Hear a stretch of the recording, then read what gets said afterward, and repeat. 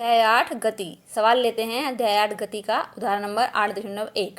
एक वस्तु 16 मीटर की दूरी 4 सेकंड में तय करती है तथा पुनः 16 मीटर की दूरी 2 सेकंड में तय करती है। वस्तु की औसत चाल क्या होगी? तो इसका हल किस प्रकार निकलेगा, हम ये समझाने जा रहे हैं। तो हमसे क्या पूछा गया है कि वस्तु की औसत चाल क्या होगी। तो औसत चाल का क्या फॉर्मूला होता है, लिख लेते हैं हम इसे। चूंकि औसत चाल बराबर तय की गई कुल दूरी, तय की गई कुल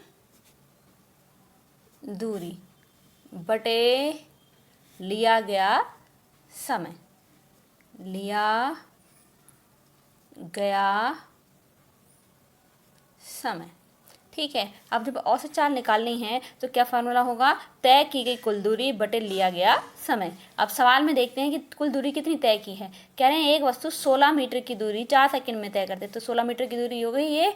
और फिर आगे कह रहे हैं पुनः यानी फिर से 16 मीटर की दूरी वो 2 सेकंड में तय करती है। तो कुल दूरी कितनी हो गई, तय की कुल दूरी होगी 16 मीटर प्लस 16 मीटर, कितना हो गया 32 मीटर। ठीक है, तो लिख लेते हैं। चूंकि तय की गई कुल दूरी बराबर 16 मीटर प्लस 16 मीटर बराबर कितने, 32 मीटर। अब लिया गया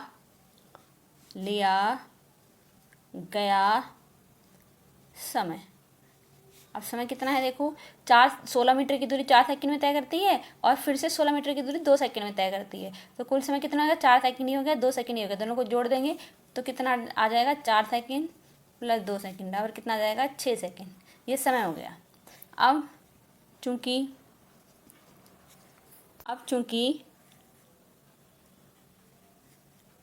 औसत चाल बराबर 32 मीटर बटे 6 सेकेंड। अब कट जाएगा आपस में, कितना आएगा, 2 तिया 6, 2 कम 2, 2 छिक्के 12, कितना आया 16 बटे 3 मीटर प्रति सेकेंड। अब इसको सॉल्व करेंगे तो कितना जाएगा, आ जाएगा 5.33 मीटर प्रति सेकेंड। लिखें मीटर प्रति सेकंड को क्या लिख सकते हैं, एस की पावर -1, यानी ये जो ऊपर आएगा तो यहाँ पर घात प्लस में है, बटे के ऊपर आ जाएगा तो एस की घात -1 हो जाएगा। ठीक है, तो क्या 5.33 मीटर प्रति सेकंड। ये क्या हो गया, ये आ गया औसत चाल। औसत चाल, ये आंसर हो जाएगा। ठीक है, सवाल लेते हैं अध्याय 8 गति। उदाहरण है 8.2। तो क्या लिखा है इसमें कि यात्रा शुरू होते समय कार का ओडोमीटर 2000 किलोमीटर प्रदर्शित करता है और यात्रा समाप्ति पर 2400 किलोमीटर प्रदर्शित करता है। यदि इस यात्रा में 8 घंटे लगते हैं, एच है घंटे के लिए, आवर के लिए, तो यदि इस यात्रा में 8 घंटे लगते हैं तो कार की औसत चाल को किलोमीटर प्रति घंटा या मीटर प्रति सेकेंड में व्यक्त कीजिए। ठीक है, अब कह रहे हैं कि कार का जो ओडोमीटर है जिससे हम दूरी नापते हैं कार के ओडोमीटर से, तो कह रहे हैं उस वक्त वो क्या होता है कि 2000 किलोमीटर प्रदर्शित करता है और बाद में यात्रा समाप्ति पे कितना रीडिंग आती है उसकी 2400 किलोमीटर। तो तय की गई कुल दूरी कितनी हो जाएगी, कितनी दूरी चलेगा वो, 2400 में से 2000 घटा देंगे तो कितना जाएगा 400 किलोमीटर। तो लिखते हैं चूंकि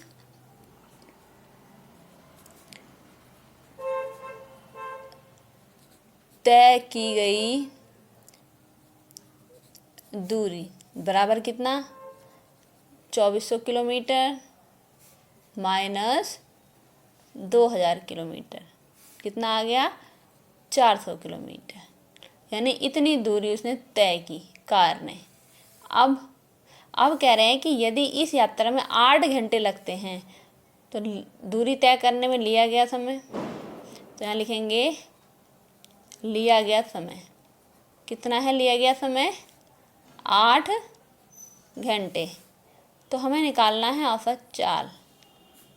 औसत चाल फार्मूला बताया था औसत चाल का, तय की गई कुल दूरी या तय की गई दूरी लिख सकते हैं, तय की गई दूरी बटे लिया गया कुल समय, लिया गया समय। ठीक है, अब तय की गई कितनी दूरी थी, 400 किलोमीटर, और समय कितना लगा था, 8 घंटे। तो काट देते हैं इसे, 8 एकम 8, 8 पंजे 40 और 0 का 0, तो 50/1 लिखा है तो इसको 50 लिखा जा सकता है। 50 किलोमीटर, और ये आवर है, घंटे हैं तो घात प्लस में है इसकी, जो ये ऊपर जाएगा तो घात माइनस में आ जाएगी। प्रति सेकेंड, प्रति घंटा, प्रति घंटा को लिखते हैं h⁻⁻1, तो 50 किलोमीटर प्रति घंटा हो गया। एक आंसर ये आ गया। अब आगे कह रहे हैं कि औसत चाल को किलोमीटर प्रति घंटा में तो बताना ही है, लेकिन उसके बाद हमें इसे किस में बताना है, मीटर प्रति सेकंड में। तो हम कन्वर्ट करते हैं 50 किलोमीटर प्रति घंटे को मीटर प्रति सेकंड में। तो हम क्या कहते हैं, 50 किलोमीटर प्रति घंटा यानी 1 आवर को मीटर प्रति सेकंड में यूज़ करना है। तो कैसे करेंगे, हम समझ लेते हैं। 50 का 50 रखेंगे, किलोमीटर का मतलब 1000 मीटर, बटे 1 घंटे का मतलब 1 × 60 मिनट × 60 सेकेंड। अब काट दो 0 से, 2 0 कट जाएंगी, कितना जाएगा, 500/36, 500/36। इसको सॉल्व करेंगे तो आंसर आएगा 13.9 मीटर प्रति सेकेंड। यहाँ पे हम लिख देते हैं इतने मीटर है और 36 सेकेंड है। इसको सॉल्व करेंगे तो यह आ जाएगा 13.9 मीटर प्रति सेकेंड। एक आंसर ये हो जाएगा। तो औसत वेग आ गया, यानी औसत चाल। तो औसत चाल को कर सकते हैं वी, औसत को एवरेज, शॉर्ट में हमने ए भी लिख दिया, और वी क्या है, औसत चाल।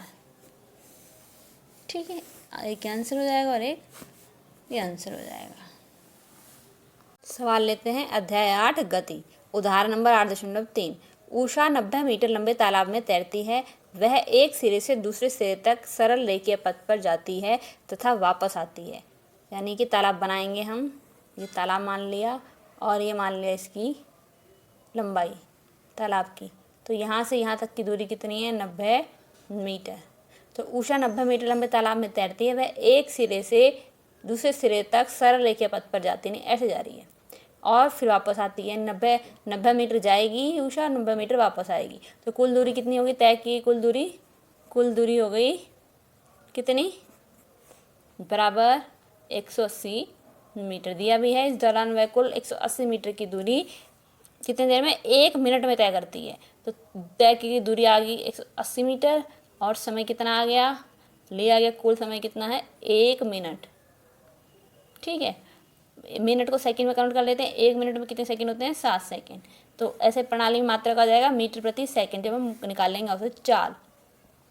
तो औसत चाल फॉर्मूला क्या है, तय की गई कुल दूरी बटे लिया गया समय, लिया गया समय। तो कितनी दूरी तय की है, देखो बच्चों, 180 मीटर, और समय कितना निकाल दिया था हमने, 60 सेकंड। 0 से 0 कट जाएगा, 6 या 18, तो कितना आ गया, 3 मीटर प्रति सेकंड। तो इसको आप ऐसे भी लिख सकते हैं। तो ये आ जाएगी औसत चाल, एक आंसर ये हो जाएगा। ठीक है, अब हमें निकालना है औसत वेग। और उषा की औसत चाल तो निकल गई, अब निकालना है औसत वेग। तो औसत वेग का जो फॉर्मूला होता है वो होता है विस्थापन बटे लिया गया कुल समय।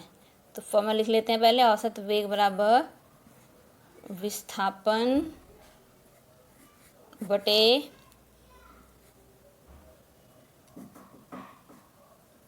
लिया गया कुल समय। अब देखते हैं विस्थापन कितना हुआ। देखिए, उषा ने यहाँ से चलना शुरू किया, तैरना शुरू किया, और वो यहाँ तक आई और फिर वापस यहाँ आ गई। तो कितना विस्थापन हुआ, 0, क्योंकि जहाँ से वो चली थी वापस वहीं आ गई, तो उसका विस्थापन कितना हो गया, 0। और लिया गया कुल समय कितना लगा उसे, दौरान वह कितनी दूरी चलती है, 180 मीटर, कितनी देर में चलती है, 1 मिनट में। तो लिया गया कुल समय कितना जाएगा, 1 मिनट नहीं 60 सेकेंड। और ये क्या है, 0 क्या है, 0 मीटर लिख लेते हैं। तो 0 से किसी संख्या को भाग करते हैं तो आंसर आता है 0। तो आंसर आ गया 0 मीटर प्रति सेकंड। ये हो जाएगा औसत वेग और ये हो जाएगा औसत चाल। एक आंसर ये हो जाएगा, यानी कि 0 मीटर बटे 60 सेकंड लिखा है तो इसको कैसे लिखते हैं, 0 मीटर यानी 0 को किसी भी संख्या से भाग करें तो 0 ही आता है। तो सॉल्व करेंगे, 0 बटे 60 लिखा है तो 0 आ गया, मीटर प्रति सेकंड, ये आंसर हो जाएगा औसत वेग का। और औसत चाल का आंसर कितना है, औसत चाल का ये है 3 मीटर प्रति सेकंड। तो एक आंसर हो जाएगा और एक आंसर ये हो जाएगा। ठीक है, अध्याय 8 गति, उदाहरण लेते हैं 8.4। क्या सवाल है, विराम अवस्था से राहुल अपनी साइकिल को चलाना शुरू करता है और 30 सेकंड में वह 6 मीटर प्रति सेकंड का वेग प्राप्त करता है। वह इस प्रकार से ब्रेक लगाता है कि साइकिल का वेग अगले 5 सेकंड में कम होकर 4 मीटर प्रति सेकंड हो जाता है। दोनों स्थितियों में साइकिल के त्वरण की गणना कीजिए।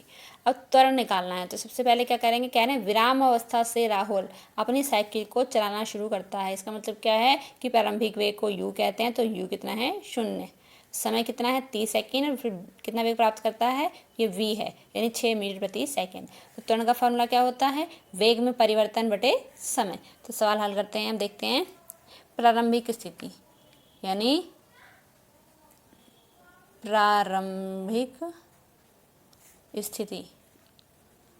प्रारंभिक स्थिति में क्या u 0, प्रारंभिक वेग 0, अंतिम वेग, ये प्रारंभिक वेग है, अंतिम वेग कितना बता रहे हैं, अंतिम वेग है 6 मीटर प्रति सेकंड। तो जाएगा 6 मीटर प्रति सेकंड। अब समय कितना है, समय कह रहे हैं 30 सेकंड है, तो यहाँ लिख लेंगे 30 सेकंड। अब कह रहे हैं कि पहली दोनों स्थितियों में निकालना है। ब्रेक लगाता है तो साइकिल का वेग अगले 5 सेकंड में कम होकर 4 मीटर प्रति सेकंड हो जाता है। दोनों स्थितियों में साइकिल के त्वरण की गणना कीजिए। तो कहने का मतलब ये दो स्थितियां हैं, एक तो ये कि ब्रेक लगाने से पहले की स्थिति और दूसरी है ब्रेक लगाने के बाद की स्थिति। तो ब्रेक लगाने से पहले की स्थिति में त्वरण निकलेगा, फार्मूला क्या होगा, त्वरण का फार्मूला होता है वेग में परिवर्तन, यानी v minus you upon T, वेग में परिवर्तन बटे लिया गया समय। तो क्या होगा, ये वेग, प्रारंभिक वेग कितना है और अंतिम वेग कितना है, अंतिम वेग में से प्रारंभिक वेग घट जाएगा, यानी 6 मीटर प्रति सेकंड में से कितना विराम अवस्था थी तो 0 मीटर प्रति सेकंड घट जाएगा और समय कितना आएगा यहाँ पे 30 सेकंड। 6 में से 0 हटाएंगे तो 6, तो 6 मीटर प्रति सेकंड बटे में है 30 सेकंड। सॉल्व करेंगे इसे, सॉल्व करने के बाद क्या आंसर आएगा 0.2 मीटर। अब ये एस है, सेकंड है, ये सेकंड की घात 1 है, ये जब ऊपर जाएगा तो सेकंड की घात -1 हो जाएगा, -1 पहले भी है तो -2 हो जाएगा, इसकी घात -2, मीटर ऐसे ही रहेगा तो होगा 0.2 मीटर, सेकंड की घात -2, जैसे कहते हैं मीटर प्रति सेकंड स्क्वायर भी कहा जाता है। ठीक है, तो पहली स्थिति में त्वरण आ गया, ये एक आंसर ये हो जाएगा। अब दूसरी स्थिति क्या आती है इसे देखते हैं। दूसरी स्थिति कैसे आएगी अब देखते हैं। वह इस प्रकार से ब्रेक लगाता है कि साइकिल का वेग अगले 5 सेकंड में कम होकर 4 मीटर प्रति सेकंड हो जाता है। तो कितना टाइम लगा, 5 सेकंड लगा। प्रारंभिक वेग कितना होगा अब इसका, अब प्रारंभिक वेग 6 मीटर प्रति सेकंड हो जाएगा, जो उसने ब्रेक लगाने से पहले तय की थी। जिस हिसाब से जो वेग लिया था उसने, जो अंतिम वेग था पहली स्थिति में, वो प्रारंभिक वेग हो जाएगा दूसरी स्थिति में। समझ रहे हैं ना बच्चों, जो पहला वेग, जो अंतिम वेग है ना पहली स्थिति में, यानी कि v, ये v था तो v कितना है पहली स्थिति में 6 मीटर प्रति सेकंड। फिर ब्रेक लगी, ब्रेक के बाद वो कितनी चाल हो गई, कितना वेग हो गया 4 मीटर प्रति, कम हो गया तो 4 मीटर प्रति सेकंड हो गया। ठीक है, और समय कितना 5 सेकंड। दूसरी स्थिति में फॉर्मूला लगाते हैं, a बराबर होता है v minus you upon T. तो v कितना है यहाँ पे, प्रारंभ अंतिम वेग कितना हो गया 4 मीटर प्रति सेकंड, माइनस प्रारंभिक वेग कितना है 5 मीटर प्रति सेकंड, और बटे में दिया गया समय कितना था 30 सेकंड। तो निकाल लेते हैं, 4 में से 6 माइनस करेंगे तो माइनस का 2 मीटर प्रति सेकंड आएगा और बटे में आएगा 30 सेकंड। ये सेकंड ऊपर चला जाएगा और ये कट जाएगा, 2 एकम 2, 2 एकम 2, 2 पंजे 10, ये आया -1/15 मीटर प्रति सेकंड स्क्वायर। तो 1/15 को सॉल्व करेंगे तो कितना आएगा 0.04 मीटर प्रति सेकंड स्क्वायर। ये दूसरी स्थिति में त्वरण आ जाएगा ए। ठीक है, एक आंसर हो जाएगा और एक आंसर, पहली स्थिति का आंसर ये है और दूसरी स्थिति में त्वरण का आंसर ये है।